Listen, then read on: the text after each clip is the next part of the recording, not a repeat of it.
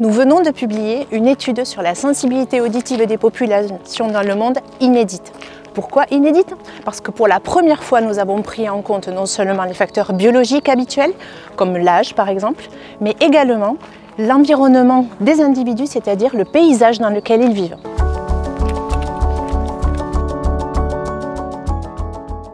J'ai choisi les milieux pour lesquels les paysages étaient les plus contrastés possibles. Et acoustiquement parlant, j'ai fait appel à mon réseau de collaborateurs dans 5 pays dans le monde, donc Équateur, Gabon, Angleterre, Ouzbékistan et Afrique du Sud. Une fois que nous avons réglé les problèmes éthiques, nous avons pu mener les campagnes d'échantillonnage pendant plus de 5 ans. Nous avons échantillonné 450 individus au total dans 13 populations et pour chaque individu, nous avons recueilli leur sensibilité auditive, mais également les paramètres biologiques et culturels, mais également le milieu dans lequel ils vivent et leurs habitudes acoustiques.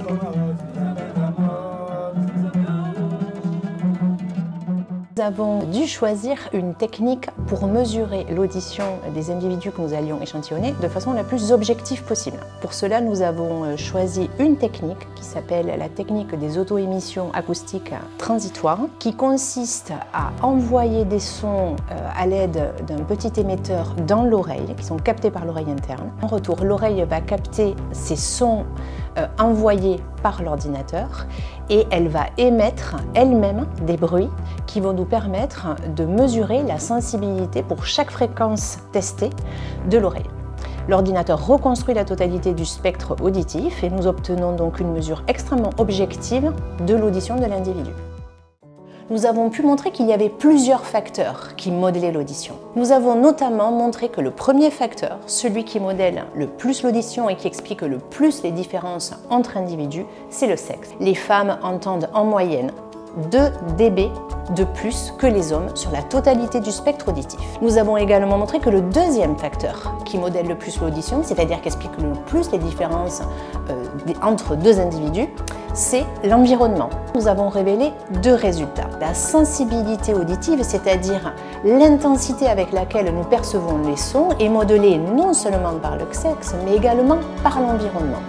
Nous avons montré que les 2 milieux les plus extrêmes étaient les individus qui vivaient en forêt, qui montrent la sensibilité la plus élevée, mais également, à l'opposé, les individus qui vivent en altitude, qui présentent les sensibilités les plus basses. Nous avons montré également qu'il existait des différences entre urbains et ruraux, mais cette fois-ci, pas en sensibilité, c'est-à-dire pas dans la façon de percevoir les sons en termes de sensibilité, d'intensité, mais plutôt dans la fréquence, c'est-à-dire que nous avons un décalage de la fréquence vers les moyennes fréquences pour les individus qui vivent en milieu urbain, comparé à ceux qui vivent en milieu rural, qui sont plus centrés vers des fréquences plus basses.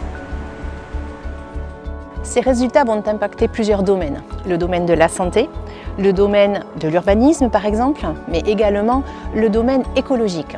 Nous allons en effet maintenant poursuivre l'étude et essayer de comprendre si un environnement au sens paysager et un environnement acoustique sont les mêmes choses. Pour cela, nous avons mis en place le projet Earscape qui vise à évaluer exactement l'environnement acoustique dans lequel nous vivons, non seulement en milieu rural, mais également en milieu urbain.